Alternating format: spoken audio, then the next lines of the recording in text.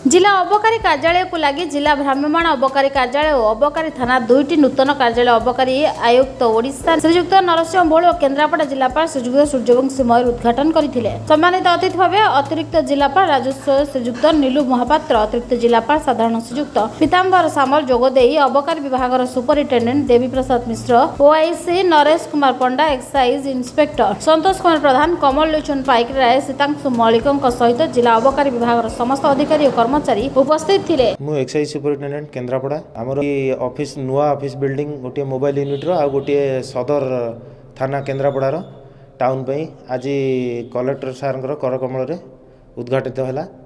सार आज टाइम देते जेहेतु घर नाला आमर अफिसर स्टाफ मैंने कौट बसिक लेखापढ़ा ये सी कर असुविधा होता ओपनिंग है सुविधा हम स्मूथली काम हम पूर्व अपेक्षा बहुत त्वरान्वित हम।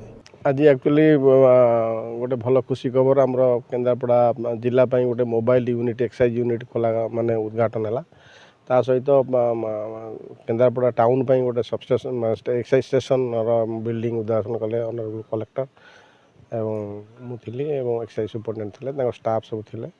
दुईटा बिल्डिंग आज जाओ भल पर्पज रे भल ये बहुत दिन ये थिला जे से माने फंक्शन काम करने फैसिलिटेट करने एडिक्वेट स्पेस नथला। एटा गोटे भल बिल्डिंग जहाँ द्वारा कि एक्साइज स्टाफ यूज करें for the purpose of their operation. Kendrapara स्वतंत्र प्रतिनिधि रंजन कुमार साहू रिपोर्ट कामयाब टीवी।